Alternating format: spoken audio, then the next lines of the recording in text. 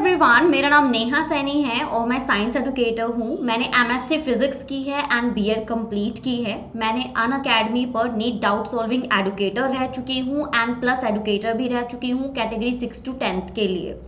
मुझे 6+ years of experience है online teaching का and plus total offline and online मिला के मुझे 8+ ईयर्स ऑफ एक्सपीरियंस है। मैं बहुत सारे एयरफोर्स एंड नेवी इंस्टीट्यूट पर ऑलरेडी पढ़ा चुकी हूँ। मेरे बहुत सारे बच्चे एयरफोर्स एंड आर्मी में अभी भी ज्वाइन है। आज जो है मैं आप लोगों को साइंस क्लास 10th के लिए हमारा जो शेड्यूल रहने वाला है वो बताने वाली हूँ। एंड यस, साइंस जो है मैं बहुत साल से पढ़ा रही हूँ। साइंस सिर्फ एक सब्जेक्ट नहीं है, उसको किस तरह से आप लोग ईजी वे में अपनी एवरीडे लाइफ में इम्प्लीमेंट कर सकते हो, कोई भी चीज़ कैसे होती है, क्यों होती है, मतलब उसके पीछे का जो राज होता है, इसको बारे में जानने के लिए मतलब जो साइंस है ना, एक्चुअली में साइंस क्या है, वो एक सब्जेक्ट नहीं है, वो आपकी एवरीडे लाइफ, आपकी लाइफ में क्या हो रहा है, उसके पीछे का रीजन क्या है, उसको जानना होता है। तो हम लोग साइंस को पढ़ेंगे नहीं, हम लोग साइंस को सीखेंगे कि साइंस क्या है एक्चुअली में, उसमें हम लोगों को कैसे क्या करना होता है, क्यों हम पढ़ रहे हैं। कोई भी टॉपिक अगर हम देख रहे हैं, पढ़ रहे हैं, सीख रहे हैं, तो उसके पीछे का रीजन क्या है, मेन रीजन क्या है। हमें सिर्फ उसको एक सब्जेक्ट की तरह नहीं पढ़ना है, उसको बिल्कुल अच्छे से समझना है कि कोई भी चीज़ अगर हम पढ़ रहे हैं तो क्यों पढ़ रहे हैं। जी हाँ, बिल्कुल आप लोग जो हैं मुझसे पढ़ेंगे तो आप लोगों को बहुत कुछ यहाँ पे सीखने को मिलेगा। बहुत साल का एक्सपीरियंस है मुझे, तो ऑब्वियसली चीज़ों को बहुत ही ईजी एंड इंटरेस्टिंग वे में मैं आपको बताऊंगी। ये मेरा प्लस पॉइंट है, क्योंकि बच्चों को साइंस जो है बहुत ज़्यादा हार्ड लगती है, क्योंकि साइंस जो है उसमें इक्वेशंस बहुत ज़्यादा आती हैं, न्यूमेरिकल पार्ट बहुत ज़्यादा आता है एंड बायोलॉजी में थियोरटिकल पार्ट बहुत ज़्यादा आता है। तो बच्चे बहुत ज़्यादा कन्फ्यूज हो जाते हैं कि किस तरह से हम लोग चीज़ों को समझें। तो यस, साइंस को बहुत ही ईजी वे में हम लोग समझने वाले हैं। मैं ऑलरेडी नीट एम्स के लिए बच्चों को पढ़ा चुकी हूँ, IIT JEE बच्चों को मैं अब भी पढ़ा रही हूँ, फाउंडेशन, ओलंपियाड, NTSC जो है मैं अनअकैडमी पर ऑलरेडी पढ़ा चुकी हूँ। एक्चुअली में मैं अनअकैडमी को दोबारा इसलिए ज्वाइन करना चाहती हूँ कि अनअकैडमी इकलौता अनअकैडमी एक ऐसा प्लेटफॉर्म है ना इंडिया का, जो इंडिया का लार्जेस्ट प्लेटफॉर्म है। तो ऑब्वियसली यहाँ पर बहुत सारे स्टूडेंट हैं जिनको पढ़ाने का मौका यहाँ पर मिलता है। अभी जो है मैं US बेस्ड एक कंपनी में काम कर रही हूँ, जहाँ पे मैं बच्चों के लिए नीट एंड JEE स्टूडेंट के डाउट सॉल्व करती हूँ। यहाँ पर जो है हम लोग देखते हैं कि किस तरह से बच्चों को जो सॉल्यूशन है वो इजी वे में प्रोवाइड किया जाए। यस, अभी जो है हम लोग साइंस के टॉपिक्स को देखने वाले हैं कि हमारे क्लास 10th में साइंस के कौन कौन से चैप्टर्स हैं और उनको हम किस तरह से समझने वाले हैं। फर्स्ट ऑफ ऑल हमारा जो फर्स्ट चैप्टर होने वाला है वो है केमिकल सब्सटेंस, जिसमें हम लोग केमिकल रिएक्शंस के बारे में सीखेंगे। बहुत ईजी है, आप लोग जानते हैं, जब भी हम किसी भी चीज़ को देखते हैं, ऑब्जर्व करते हैं, फॉर एग्जाम्पल एक बहुत ही ईजी चीज़ से समझते हैं। मम्मी दही जमाती हैं रात को, है ना, क्या करती हैं मम्मा, सिंपल एक दूध लेती हैं, दूध के अंदर हल्का सा खट्टापन डालती हैं, दही डाल देती हैं, तो आप देखते हैं सुबह तक वही जो दूध था वो दही बन जाता है ना। दूध से दही बनना, है ना, दूध से पनीर बनना, तो ये क्या है, ये एक केमिकल रिएक्शंस होती हैं। तो साइंस एक सब्जेक्ट नहीं है, ये हमारी लाइफ है। तो इसी तरह से मैं आप लोगों को बहुत सारी रिएक्शन समझाऊंगी इस चैप्टर में। इस चैप्टर को कंप्लीट होने में एटलीस्ट 6 आवर्स हम लोग देंगे, ताकि आप चीज़ों को बहुत अच्छे से यहाँ पे समझ पाएं और चीज़ों को देख पाएं कि अगर आप किसी भी ऑब्जेक्ट को किसी के साथ रखोगे, किसी मटेरियल को किसी मटेरियल के साथ रखोगे, तो क्या रिएक्शन होगी। फॉर एग्जाम्पल मैं आपको हल्का सा एक एग्जाम्पल दे देती हूँ। अगर आप लोग कॉपर के बर्तन में एसिड की कोई चीज़ें डालोगे तो कॉपर खराब हो जाता है, तो आप इस तरह से बचा सकते हो अपने मटेरियल को खराब होने से। तो ये चीज़ें भी मैं आपको ज़रूर बताऊंगी। फिर हमारा सेकंड चैप्टर है एसिड, बेस एंड साल्ट। बहुत इंपॉर्टेंट है, क्योंकि बच्चा, आप लोग जानते हैं एसिड जो है सबसे ज़्यादा खतरनाक होता है। किसी को आपने एसिड अटैक के बारे में ज़रूर सुना होगा, बहुत सारे केसेस आपने सुने होंगे, तो उन चीज़ों को भी हम लोग यहाँ पे समझेंगे। तो ये जो चैप्टर है इसमें आपको बहुत सारी चीज़ें सीखने को भी मिलेंगी, इंटरेस्टिंग भी है और आपकी लाइफ चेंजिंग होती है, क्योंकि मैं आपको बहुत सारे ट्रिक एंड टिप्स भी बताने वाली हूँ। जैसे कि मैं आपको हल्का सा एक आइडिया दे देती हूँ। बहुत बार ऐसा होता है ना, आपको कभी कभी कोई ऐसी चीज काट लेती है, लाइक आपको मधुमक्खी ने काट लिया है ना, या फिर किसी आंट ने आपको काट लिया, तो आपके ना उस पार्ट पे सूजन आ जाती है ना, स्वेलिंग आ जाती है, रेडनेस आ जाती है। तो उस टाइम आप क्या करें, बहुत ईजी है, आप उसके ऊपर बेकिंग सोडा लगा ले, आप देखेंगे कुछ ही घंटों में जो है आपकी वो रेडनेस स्वेलिंग बिल्कुल खत्म हो जाती है। तो ये एक हमारा एसिड का छोटा सा टिप होता है। तो ये आप लोगों को मैं सिखाने वाली हूँ, बड़ा मजा आएगा आप लोगों को सीखने में। तो ये जो है हमारे कंप्लीट टोटल 7 आवर्स में कंप्लीट हो जाएगा। यस, नेक्स्ट की तरफ चलते हैं। नेक्स्ट है हमारा chemical substances, nature and behaviour. ये कार्बन कंपाउंड के अंदर आएगा। सो ये जो है बहुत ज़्यादा ज़रूरी है समझना, क्योंकि किसी भी चीज़ को ना बनाने के लिए उनका जुड़ना बहुत ज़्यादा ज़रूरी होता है। तो यहाँ पे आप लोग कार्बन के कंपाउंड्स के बारे में जानेंगे कि किस तरह से कार्बन जो होता है वो एक किसी दूसरे के साथ मिलकर कोई नई चीज़ बनाता है। तो इसको कंप्लीट करेंगे हम टोटल 5 आवर्स में। नेक्स्ट है my favourite metal and non metals. बहुत ज़्यादा ज़रूरी है ये, क्योंकि आप लोग जानते हैं हमारे चारों तरफ इतने सारे मटेरियल्स हैं, ऑब्जेक्ट है, तो उनमें कहीं ना कहीं मेटल एंड नॉन मेटल का रोल होता है। तो ये मैं आप लोगों को सिखाने वाली हूँ। इसको सीखने में हमें लगेंगे टोटल 6 घंटे। ठीक है। नेक्स्ट है हमारा पीरियोडिक क्लासिफिकेशन ऑफ एलिमेंट। ये क्या चीज़ है, ये बहुत ज़्यादा इंपॉर्टेंट है, क्योंकि आपको मैं बता दूं कि हमारे पास जितने भी एलिमेंट्स हैं ना, उन सबको एक टेबल के अंदर रखा गया है। उस टेबल के बारे में हम जानेंगे, उसमें कौन सा एलिमेंट किस नंबर पे है ये जानेंगे, और उसको वही नंबर क्यों दिया गया है, कोई और नंबर क्यों नहीं दिया गया। फॉर एग्जाम्पल हाइड्रोजन को फर्स्ट नंबर पे क्यों रखा गया है। तो ये सारी चीज़ें मैं आपको डिटेल में बताने वाली हूँ। बहुत मज़ा आएगा आपको सीखने में। एंड यस, ये आपका लाइफ टाइम के लिए बहुत ज़्यादा इंपॉर्टेंट है, तो ऑब्वियसली ये आपको सीखना है अच्छे से। इसको हम लोग कंप्लीट करने वाले हैं टोटल 4 आवर्स में। नेक्स्ट चलते हैं। नेक्स्ट है हमारा world of living, life process. ये जो है हमारे बायोलॉजी चैप्टर शुरू हो गया, एंड ऑब्वियसली लाइफ, जीवन हमारा जो है जीव विज्ञान से जुड़ा हुआ है। तो इसके जो चैप्टर्स है वो बहुत इंपॉर्टेंट होने वाले हैं। किस तरह से हम लोगों की शुरुआत हुई, कैसे हमने जन्म लिया, सारी चीज़ें हम लोग पढ़ेंगे इसमें। इसको हम लोग टोटल देने वाले हैं 5 आवर्स। नेक्स्ट है हमारा control and coordination in animal and plants. ये भी बहुत ही इंपॉर्टेंट टॉपिक होगा हमारे लिए।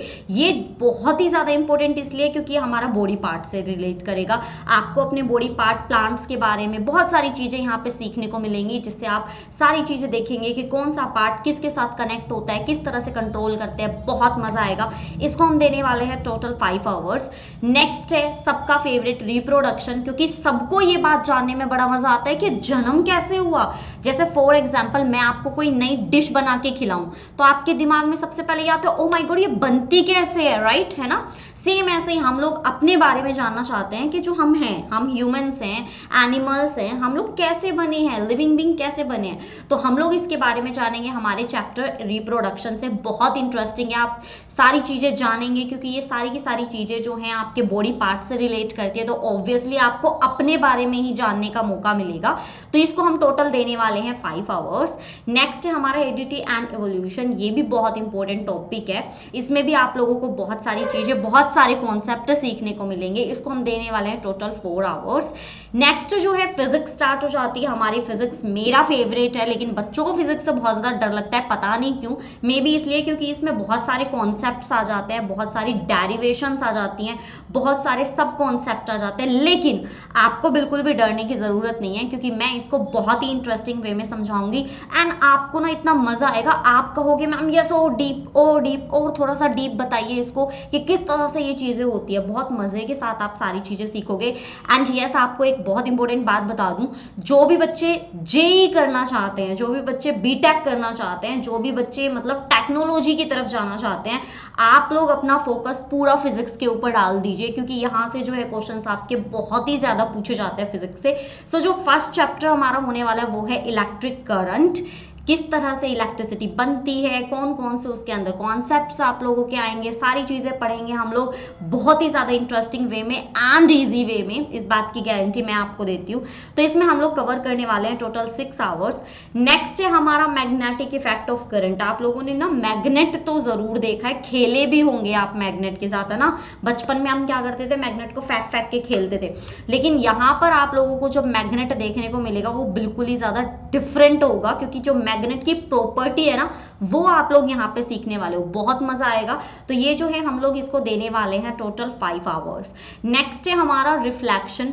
रिफ्लेक्शन बहुत ही ज्यादा इंपॉर्टेंट है बच्चा, क्योंकि हम लोग जो भी चीजें अपने आसपास देख रहे हैं ना वो सारी चीजें हमें रिफ्लेक्शन की वजह से ही दिखाई देती हैं। रिफ्लेक्शन ना होता तो आप मुझे नहीं देख पाते और आसपास की चीजों को भी नहीं देख पाते। जो हमारी आंखें होती हैं वो रिफ्लेक्टेड लाइट की वजह से ऑब्जेक्ट को देखती है। ये हम आपको टॉपिक में पढ़ाएंगे, तो ये आपका टोटल 4 आवर्स कवर करेगा। नेक्स्ट है रिफ्रैक्शन। रिफ्लेक्शन रिफ्रैक्शन दोनों बहुत ही ज्यादा डिफरेंट है, तो दोनों को मैं बहुत ही ज्यादा डिटेल में आपको पढ़ाने वाली हूँ। लेकिन जो रिफ्रैक्शन होता है ना ये ज्यादा इंपॉर्टेंट है, क्योंकि लोगों को जो चश्मे चढ़े होते हैं ना, चश्मे जो बने होते हैं वो रिफ्रैक्शन के ऊपर काम करते हैं। तो वो भी मैं आपको डिटेल में बताऊंगी कि किस तरह के हमारे जो लेंसेज होते हैं काम करते हैं। ये टोटल कवर करेंगे 5 आवर्स। नेक्स्ट है हमारा सोर्स ऑफ एनर्जी। ये बहुत ही इजी चैप्टर है, लेकिन हमारे एवरीडे लाइफ में जो एनर्जीज यूज होती हैं उनके बारे में हम लोगों को पढ़ना है। टफ बिल्कुल भी नहीं है, थियोरटिकल है, तो बहुत ही इजी वे में आप समझ सकते हो इसको। तो ये कवर करेगा हमारे 4 आवर्स। नेक्स्ट हमारे पास है कंजर्वेशन ऑफ नेचुरल रिसोर्सेज। ये भी बहुत ज़्यादा इजी पीजी है, तो इनको भी हम लोग बहुत ही इजी वे में समझने वाले हैं। ये चैप्टर ज़्यादा टाइम नहीं लेगा, सिर्फ 4 आवर्स में कंप्लीट हो जाएगा टोटली। नेक्स्ट है हमारे पास the regional environment and our environment, जिसमें हम लोग जो है एनवायरमेंट के बारे में जानेंगे। ऑब्वियसली अभी बहुत ज़्यादा गर्मी भी हो गई है, तो आप लोगों को जानना होगा कि किस तरह से गर्मी क्यों हो रही है, इतनी ज़्यादा हीट क्यों है, टेम्परेचर इतना क्यों बढ़ रहा है, किस तरह से ओजोन लेयर डिप्लीशन हो रही है, सारी चीज़ों को हम लोग डिटेल में जानेंगे। तो ये ज़्यादा टाइम नहीं लेगा, 2 and 4 आवर्स में हमारा ये जो चैप्टर है कंप्लीट हो जाएगा।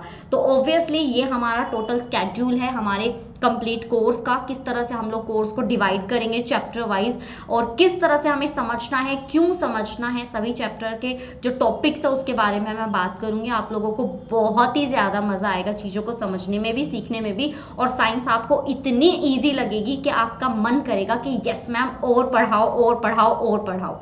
सो आज जो है मैं आपको एक टॉपिक भी कराने वाली हूँ। टॉपिक का नाम है materials, metal and non metal. तो सबसे पहले तो मैं आपको ये बता देती हूँ कि मैटीरियल्स क्या होते हैं। देखो, कोई भी जो चीज़ होती है ना वो किसी ना किसी चीज़ से मिलकर बनी होती है। फॉर एग्जाम्पल मैं आपको थोड़ा सा आइडिया दे देती हूँ। फॉर एग्जाम्पल हमारे पास ये पेन है, ठीक है।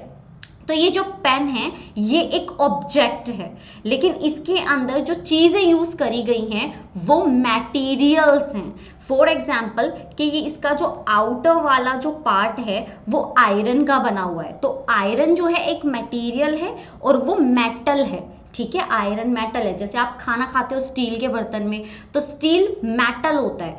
ऐसे ही सेम टू सेम जैसे मेरे पास एक बॉक्स है, तो ये जो बॉक्स है ये ऑब्जेक्ट है, लेकिन ये किस मटेरियल का बना हुआ है, ये प्लास्टिक का बना हुआ है, तो ये प्लास्टिक है, तो ये नॉन मेटल हो गया। इस तरह से हमें हमारा कोई भी ऑब्जेक्ट होता है वो किसी भी मटेरियल से मिलकर बनता है, और मटेरियल्स को 2 पार्ट्स में डिवाइड करते हैं। One is metal and second one is non metals.